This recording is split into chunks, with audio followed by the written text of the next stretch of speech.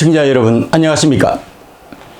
김정기TV의 김정기입니다. 오늘 직필직설의 주제는 G20 시대의 도래와 국제무대에서의 대한민국 위상입니다. 20세기 미국과 구소련을 양대 축으로 한 동서냉전 시대가 종식이 된 후에 국제사회는 정치, 안보 중심에서 경제 중심으로 급속히 전환이 됐습니다. 특히 오늘날의 세계 경제는 어느 한 나라의 주도로 질서가 형성이 될 수 없을 뿐만 아니라 국가 간의 이해관계가 첨예하게 얽혀 있어가지고 협력과 교류는 물론 합의적인 균형과 위기에 공동으로 대처할 필요성이 강하게 제기되는 상황을 맞이하고 있습니다. 그에 따라서 경제력을 중심으로 국가 간 또는 지역 간의 협력 체제가 구축되고 그룹화되었습니다. 그 첫 출발이 G7이라고 할 수 있는데요. 미국의 일방적인 지원으로 이스라엘이 2차 세계대전 이후 세 차례나 중동전에서 승리하게 되자 아랍 진영은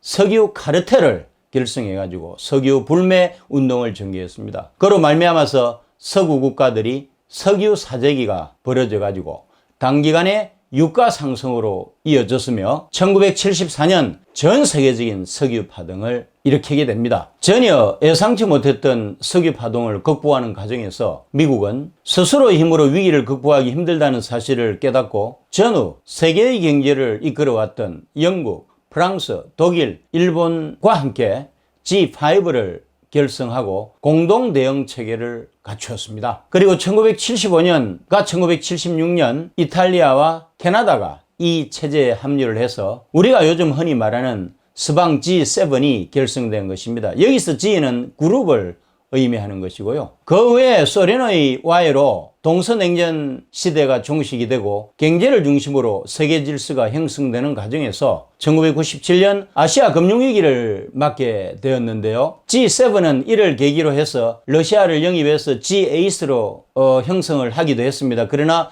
아시아 금융위기는 국제금융시장의 안정이 대단히 중요하다는 인식을 고취시켰고 선진국과 경제신흥국 사이에 공조협의체의 필요성을 불러일으켰습니다. 이러한 인식은 1999년 IMF 연차 총회에서 구체화되었습니다. 이 회의에 참석한 서방 G7 재무장관들은 기존의 G7의 신흥 경제 강국으로 떠오르고 있었던 그 당시에요. 브라질, 러시아, 인도, 중국, 남아프리카 공화국, 대개 브릭스라고 그러죠. BRIC에서 와 지역적 전략 거점 국가라고 할 수 있는 멕시코, 사우디 아라비아, 호주, 인도네시아, 아르헨티나, 터키, 한국, 그리고 EU 의장국 등등을 더해서 G20를 탄생을 시키게 됩니다. G20는 결성이 되자마자 1999년 12월에 독일 베를린에서 재무장관 회의를 열고 세계 금융시장의 안정과 경제적 공조의 결속을 다져나갔습니다. 그러나 2008년 세계 금융의 중심인 미국 월스트리트에서 촉발한 글로벌 금융위기를 맞게 되자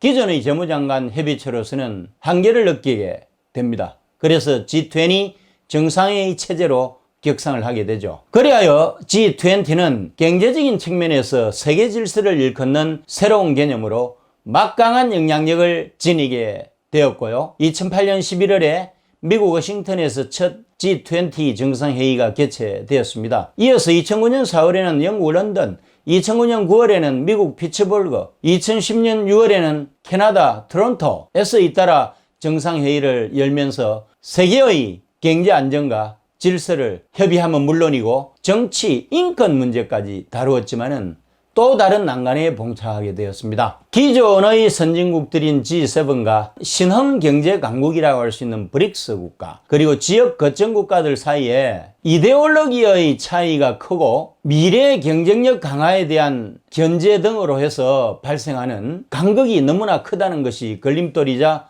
큰 난관이었던 것이죠. 따라서 이들을 조절을 해서 타협과 협의를 이끌어낼 수 있는 가교 역할을 할 수 있는 국가가 필요하게 되었습니다. 이런 난관을 간파한 한국은 G20 정상회의에서 여러 차례 우리나라가 그 가교 역할을 수행할 것을 적극적으로 천명을 했고 G20 정상들이 이에 동의를 해가지고 2010년 11월 서울에서 G20 정상회의를 개최하게 됐잖아요. 세계에서 가장 영향력이 큰 정상회의이자 경제그룹인 G20에 분단 국가임에도 불구하고 우리나라가 포함이 됐다는 것은 막강한 경제력 때문입니다. 잘 아시다시피 우리나라는 세계 10위권의 수출 강국이고 이에 걸맞는 GDP를 자랑하고 있지 않습니까? 경제대국인 미국, 독일, 프랑스, 일본과 더불어 자동차, 조선, 철강, 석유화학, 반도체 등 제조업 전 분야에 걸쳐서